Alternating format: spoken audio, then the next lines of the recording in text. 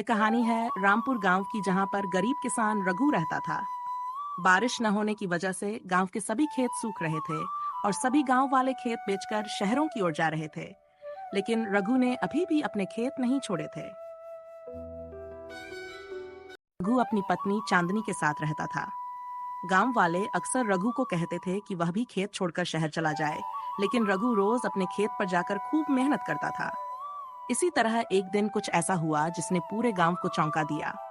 रघु रोज की तरह जब अपने खेत पहुंचा तो देखा कि उसके खेत में इतना पानी था जैसे अभी अभी तेज बारिश हुई हो।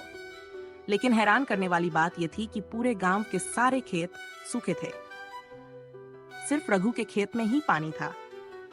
इतने में गांव के मुखिया रघु के खेत पर आए और बोले, रघु, ये कोई साधारण बात नहीं है।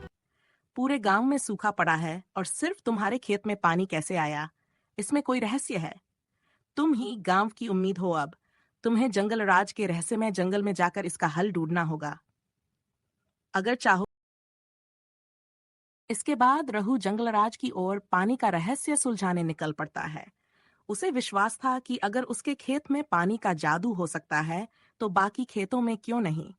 रघु गुनगुनाता हुआ जंगल की तरफ चल पड़ता है।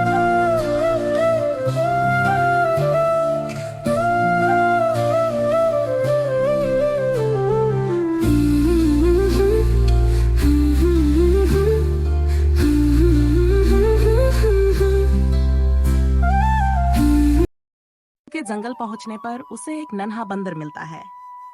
वह बंदर इंसानों की तरह बोलता है और रघु से कहता है, अगर तुम सच में अपने गांव वालों की मदद करना चाहते हो तो मेरे साथ चलो। बंदर की बात मानकर रघु उसके साथ चल पड़ता है। वे दोनों कई मील चलते हैं और आखिरकार एक जादुई पेड़ के पास पहुंचते हैं। उस पेड़ की चमकती हुई शाखाएं और हवा में गूंजती सी मधुर ध्वनि रघु को हैरान करती है। रघु उस पेड़ की एक छोटी सी टहनी तोड़कर खुशी खुशी अपने गांव लौटता है। गांव पहुंचकर रघु सबको उस जादुई लकड़ी के बारे में बताता है। गांव के सभी लोग उस लकड़ी को अपने अपने खेतों में गाड़ देते हैं। कुछ ही दिनों में सारे खेतों में हरियाली लौट आती है।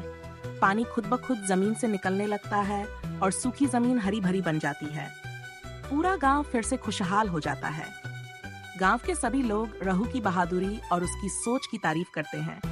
वे कहते हैं, अगर रघु ने हिम्मत न दिखाई होती तो आज हम सब बर्बाद हो जाते। इस तरह रघु न केवल अपने खेत को बल्कि पूरे गांव की तकदीर को बदल देता है।